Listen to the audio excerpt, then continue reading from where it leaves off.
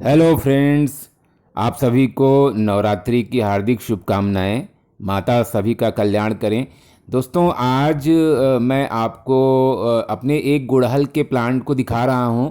दोस्तों, गुड़हल का प्लांट जिसको देवी फूल कहते हैं, यानी गुड़हल को, तो नवरात्र के समय में माता रानी को चढ़ाने के लिए सबसे ज़्यादा जिस फूल की डिमांड रहती है वो यही लाल वाला जो देसी गुड़हल होता है, इसी की होती है।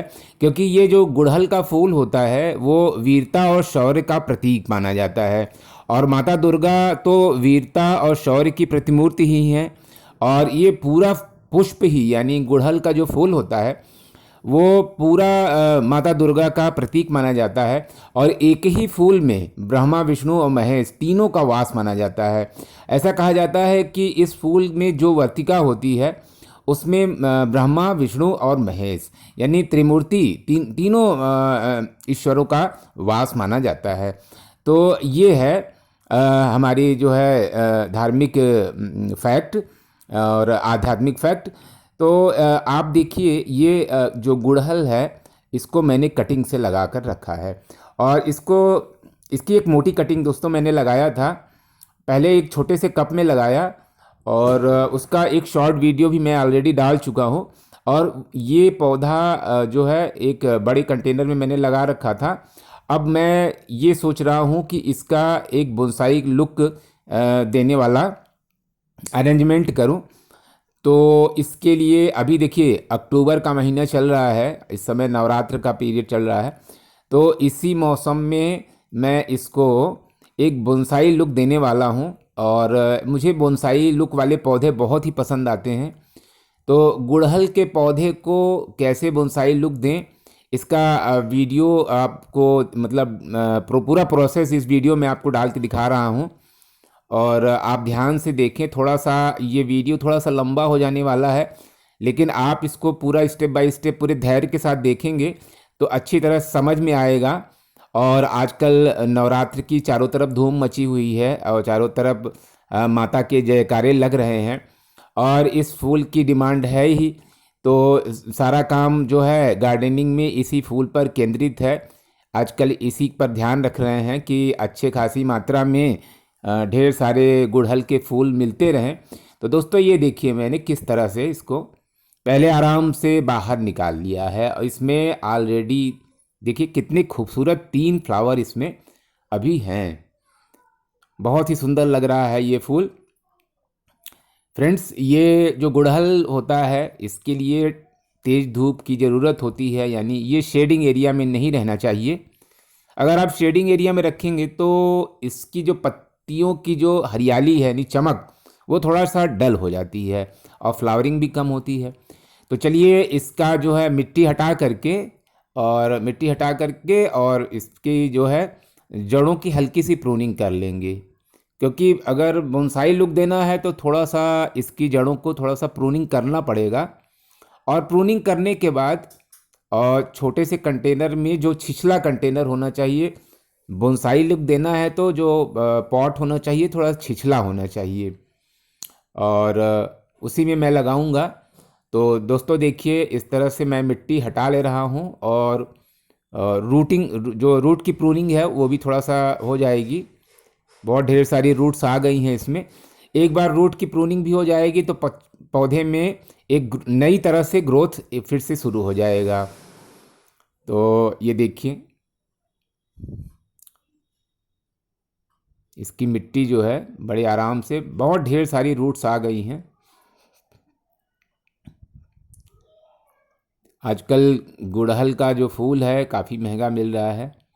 नवरात्र के समय में इसकी बहुत डिमांड रहती है। ये देखिए, इसमें एक विष्णुकांता यानी अपराजिता का पौधा भी उगाया था।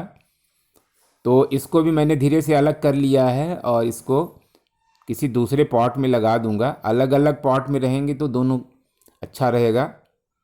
ये देखिए, ये जो मिट्टी है ये पूरा ह्यूमस से भरी हुई मिट्टी है और बहुत इसकी स्ट्रेंथ बहुत ज़्यादा है, बहुत ताकतवर मिट्टी है ये। तो सबसे पहले क्या कर रहा हूँ कि इसको धूप में फैला दे रहा हूँ, जिससे कि इसमें जो भी फंगस वगैरह हो, बैक्टीरिया वगैरह, वो सब खत्म हो जाए।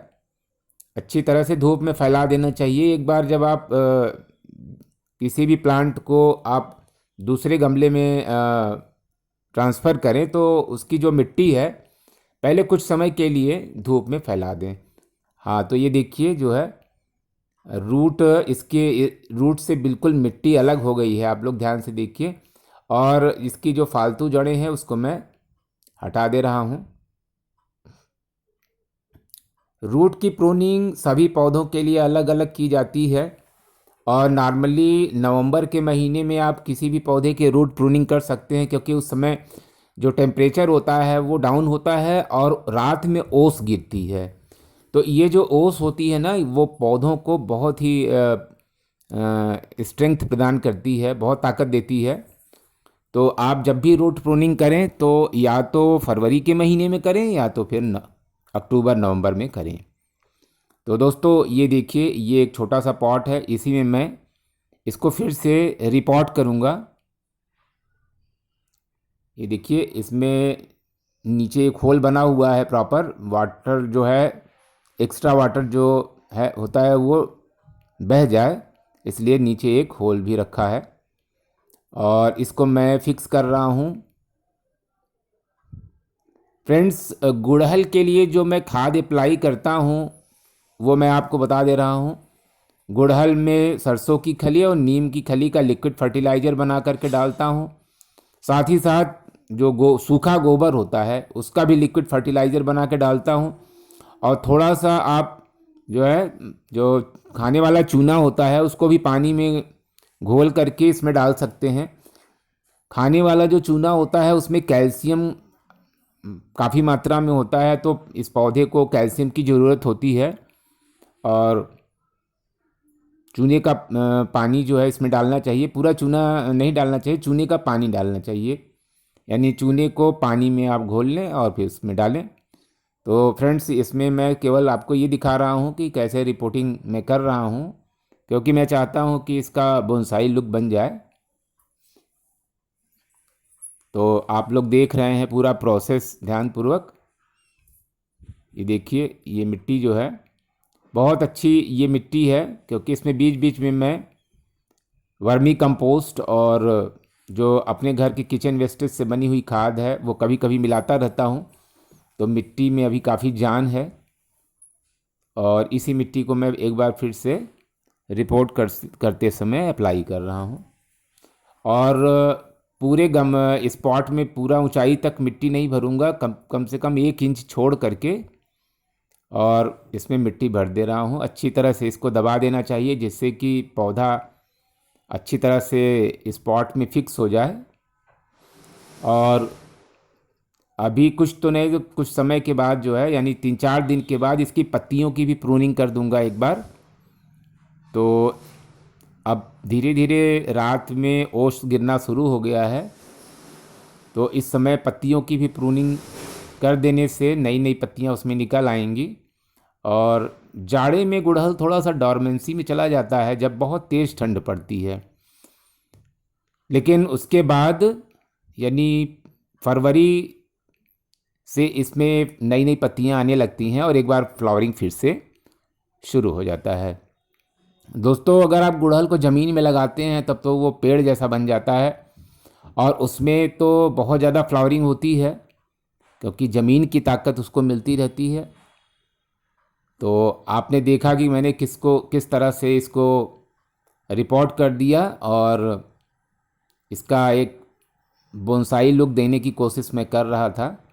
तो ये है पौधा गुड़हल का, ये देखिए। तो दोस्तों, आपको कैसा लगा ये वीडियो, आप प्लीज़ कमेंट करें, कमेंट करके आप बताएं। और अब इसमें पानी डालना बाकी रह गया है, तो स्प्रिंकल करके इसमें पानी ऊपर से इसको नहलाते हुए डाल दूंगा। ये देखिए